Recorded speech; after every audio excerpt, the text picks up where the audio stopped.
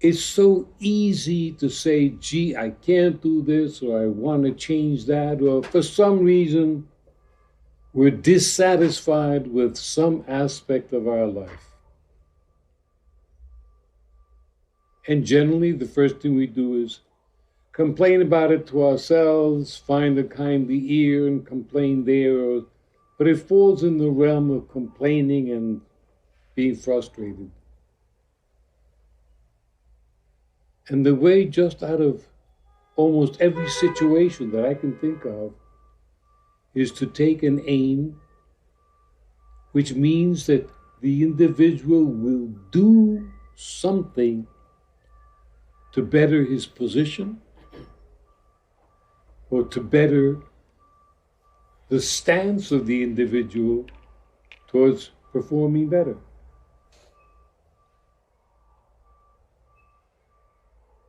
Gee, I want to take an aim to be more truthful. Is worthless.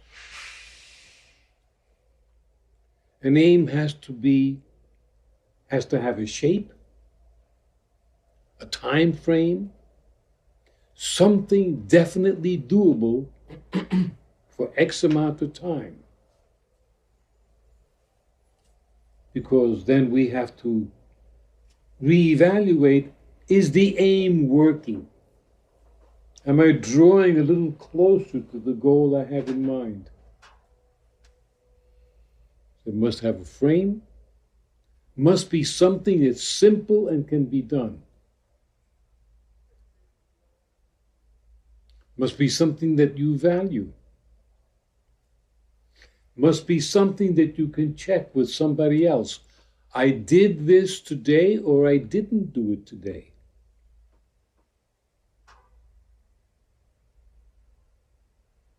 Nowadays, it's contemporary talk to think about muscle memory.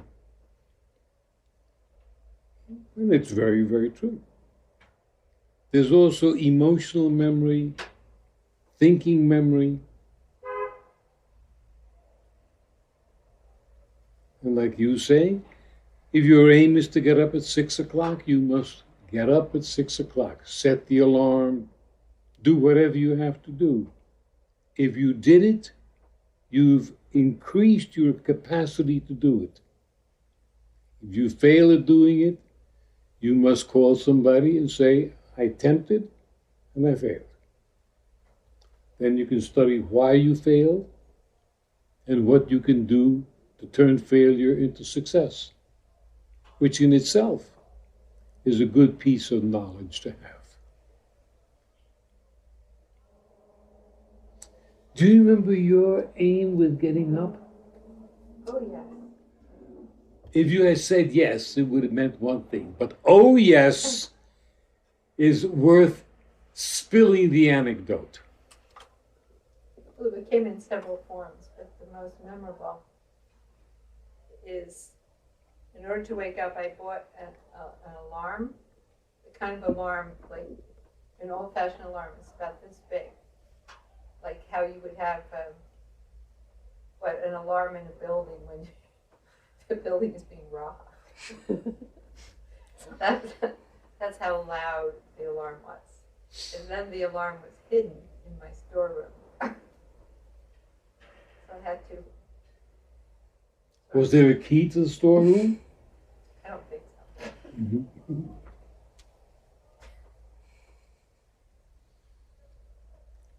So turning off the alarm would probably turn out to be quite an achievement.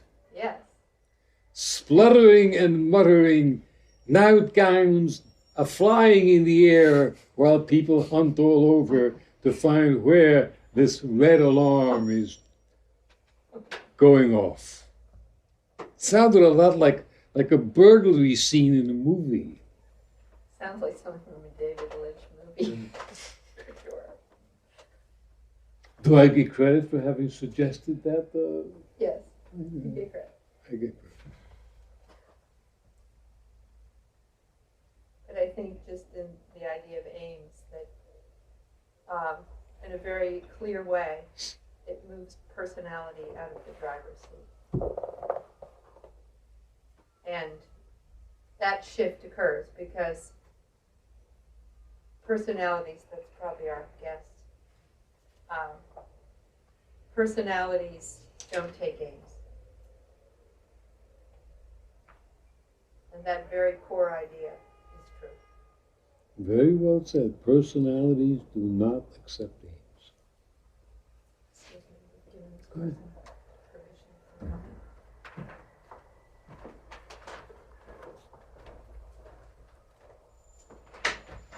permission.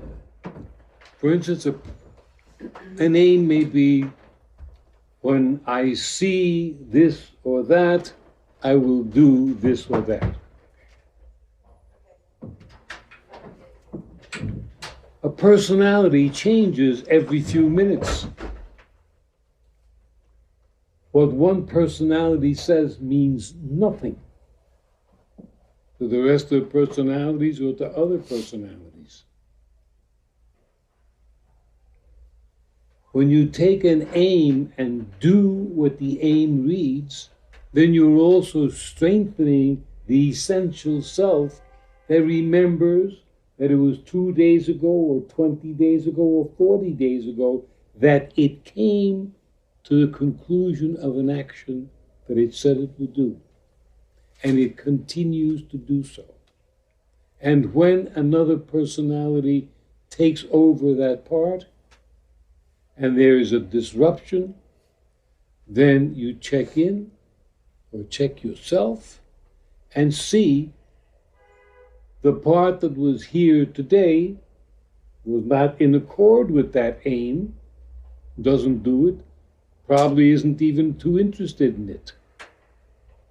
Piece, by taking aims, we begin to weave a tapestry, the results of which are, when I say I'm going to do something, naturally I do it. I've learned and practiced to do exactly what I said I would do.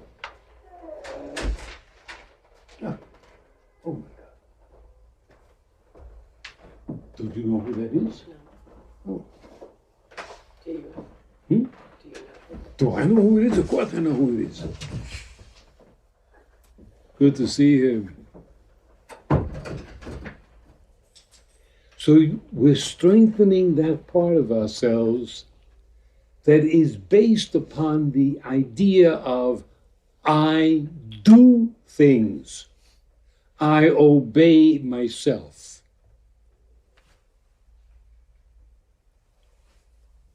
Then you wind up being a person who says they'll do something, whether they say it to other ones or they say it to themselves, I will do this, that is it. I will do it. Done.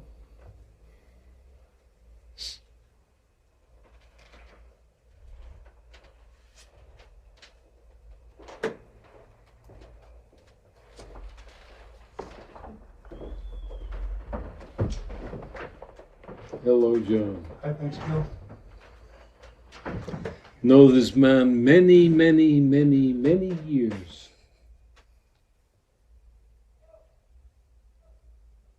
Good to see you. As a society, within a limited structure that I've observed, seen, experienced, it's become acceptable that you don't do what you say you're going to do. And to a point where people hardly even expect it of you. Oh, well, I'm going to call you Saturday. Saturday comes and goes. Tuesday. Oh, well, yeah, I got hung up. Oh, you got hung up. Well, of course, that's understandable. How can you call somebody when you get hung up? So within a very, very brief span of years, I can range from my being a teenager, generally when we said, I'll come over tomorrow at 7 or 2 or 3 or whatever, there were no telephones to cancel. There weren't any little things that you beep or talk or do, nothing.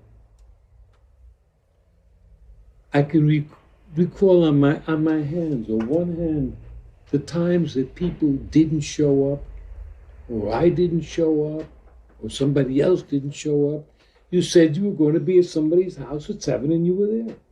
Naturally. You said you would, so you are. What have we done as contemporary people to make it all okay? Well, you said you call, you didn't call. That's all right. I can understand that. Whatever you said that you don't do is understandable. You're not expected to be a person who does what you say you'll do. And if there is here and there a person who does what they say they'll do, well, we have to describe them as eccentric obsessive. I think that's the new, one of the new categories in the psychoanalytic dictionary. Compulsive obsessive, yeah. Grade 1, 2, and 3. And the number for it is 477A. So that you can bill through Medicare. If it doesn't have a number, you haven't got an illness. What the hell is that? An illness without a number? You mean you just don't feel good? We're going to give you money for that? No. You don't feel good, but you've got a number? Okay, that makes sense now.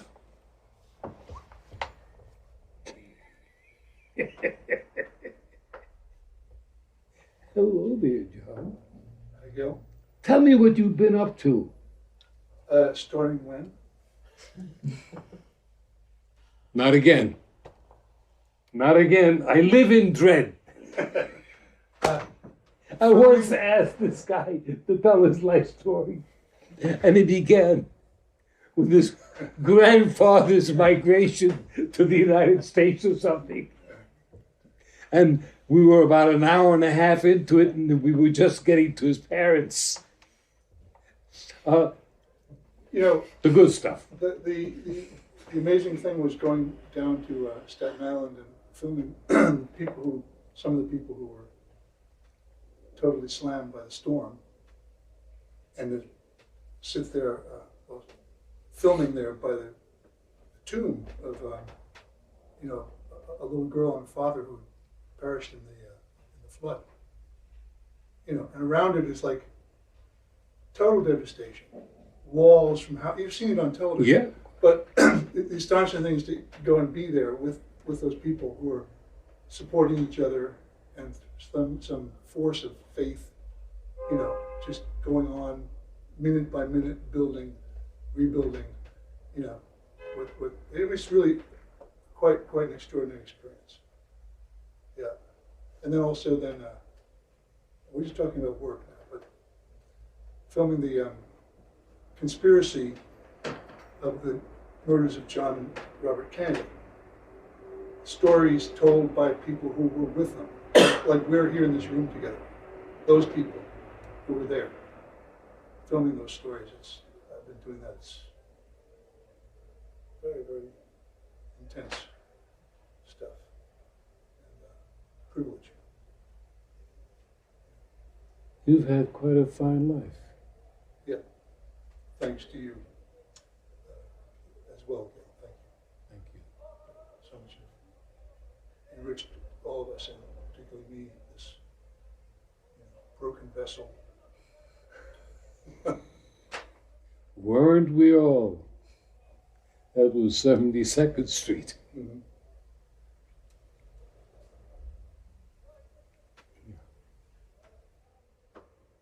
In those days, you worked with Ames. Yeah, sure. And Well, so- you tutored us in that structure. Yes. It's a good structure. Yes. Yeah. Few of these people have not worked that way. Have not worked that way to any depth. For whatever we want, or whatever you want, it must be worked towards. The work must be consistent. The work must be directed enough and repeated enough to overcome the resistance that is keeping a person where they are.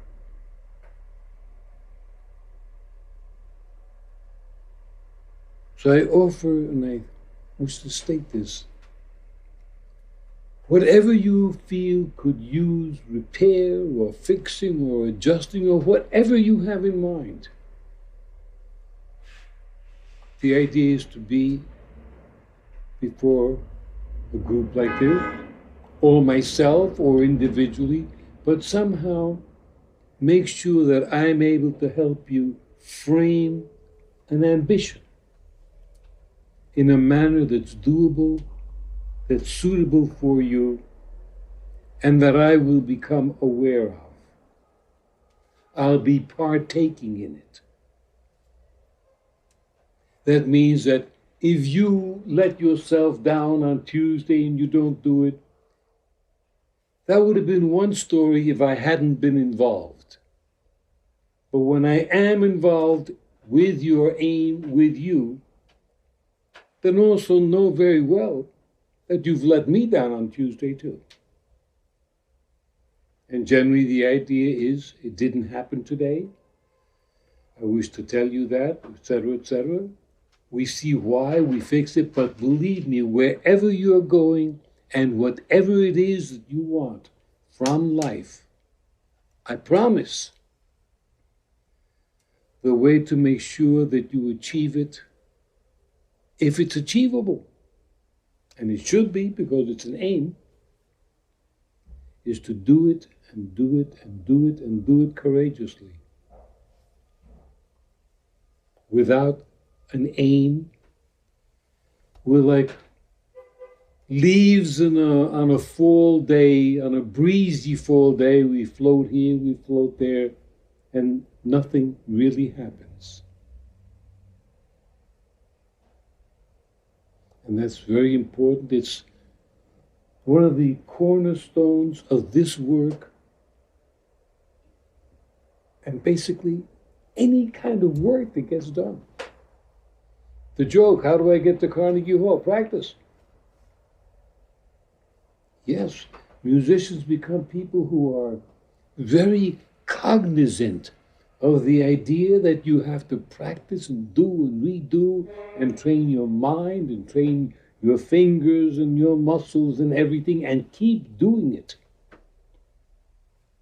And if you lay off the flute or the trumpet for 3 or 4 days, will you know about it the second you pick it up? It doesn't sound like you.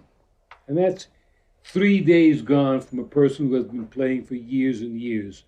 3 days make a difference. So imagine, compare that to many situations you have found yourself in, and it's easier to understand why the things you want aren't here right in your hand. It is not that hard to get what you want. It requires a wish, a strong desire. Tony Robbins will tell you all about that. He's got 50 or 60 minutes on tape that you must have a strong desire. And he's right. And don't let this go. Ask for help from your own different parts of your psychological makeup.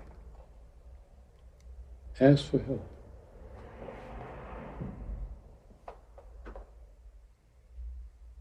Inevitable. In my mind, I just threw in my cup.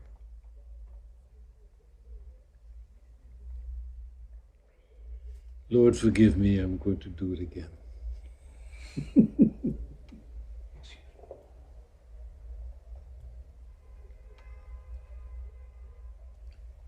We've come to what we accept to be the age of self-help.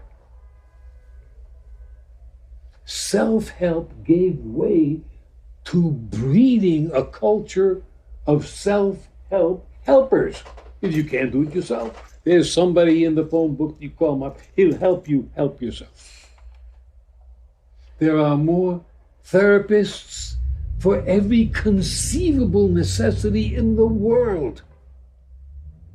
There are therapists who will improve the vision of your eye tooth. Very small little glasses, but they get them in there. Why? Because you have complexes. A complex, as I recently congealed, is like a group of apartments or a group of buildings. So an inferiority complex then means a group of ideas describing your description to yourself that you are inferior, you've got an inferiority complex, and then you go to see somebody about it, and they put a number on it, and the state will help you pay it or something. The idea being that whatever you've got, either you have brought it to be, or your money has brought it to be, or your daddy has brought it to be, or your dog, if you will. However, I'm presenting again and again and again. You rascal, you. I'm presenting that many of our ideas, just imagine, just go mad with me for a few minutes. You don't have to stay that way. I did, but you don't have to. There are ideas floating around all over. Millions of ideas all over the universe. Ideas about everything. And you grab one of these ideas to look at it. That's interesting. The idea jumps into you. It's an idea you never had before, but now you're walking down the street saying, gee, if I were a little taller, I could be the next John Dillinger. And that idea comes and goes, and next afternoon you're at a soda fountain, and another idea grabs you. You know, Lana Turner was once sitting at a soda fountain in Los Angeles, and somebody came in and said, gee, you're a pretty girl, you want to be a movie star? Sure. And then she became, wow. That even gets worse than that. These ideas floating around, and we simply adopt ideas that we've heard. All you have to do is hear an idea, then you know the idea, now you adopt it and bring it into your life. Of course, simple knowledge. However, as we depart from the role of the living and we go biddy by, who can prove to me, at least beyond the shadow of my doubt, that that entity is not somehow still able to communicate ideas with my mind or his mind or anybody's mind? There, invisible, of course, in the corner, is Deadwood Joe, who wanted to be the fastest drawer in Kansas. And he was almost the fastest drawer in Kansas. Henny Youngman, where are you? This is the Late Show. Well, he went to his grave on Boot Hill. He's dead. He who wanted to be the fastest gun in Kansas is now dead. Is he dead by whose standards? Dr. Phil? Who are we going to know? Is it possible that he is there walking around the street or sitting in the bank wondering if he could ever do it or what have you? And he's thinking and presenting ideas and his old dreams and his old wishes, and along walks somebody, tap, the idea hits them. They reach the end of the block, and suddenly it occurs to them that if they went home and practiced their draw, they could be the fastest gun in Kansas and Wyoming. Suddenly this calm fellow who was content to make pizzas at Gray's Pizza on Broadway and 72nd Street now is walking around with a burning desire to hold up banks, maybe kill Jesse in the back, and be this or that. Or maybe there are even more ideas than that. Ideas that nobody likes me. That's what the Spirit felt, and now he's passed this idea on to you. You have been possessed by an influence from another world, from the spirit world. Think that. You never wanted to be the fastest gun. You never wanted to be, you probably didn't, a glamorous movie star. Like, I don't believe that you ever wanted to be a surgeon like Dr. Kildare. But suddenly, you have a burning desire to do so. Well, it's not something that it says you did it yourself. I propose that there are entities living in their own manner, of course, who are able to enter your mind and possess you and give you ideas.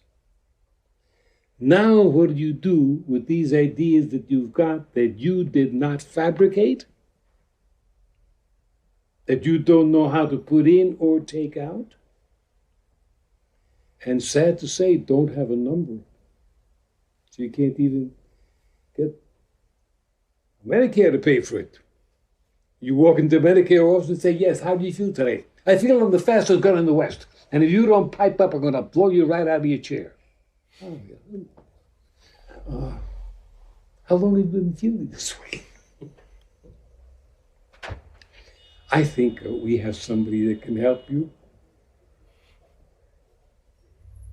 Who says that all the ideas that you have, all the feelings that you have, and everything else that's pattering around inside you is created by you or created to you?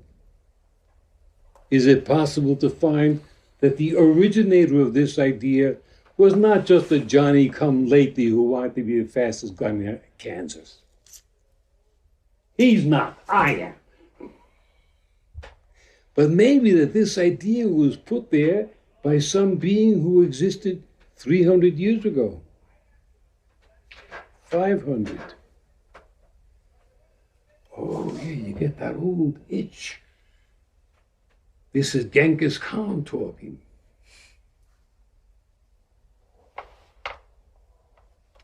So you really don't know where your ideas come from, but they find, for some reason, a fertile idea in your mind, or in your wife's mind, or in your friend's mind. That one they don't teach you, because it's pretty hard to teach it and pretty hard to solve it. I present that the same way we don't know what happens to someone after they expire, what happens to their ideas after they expire.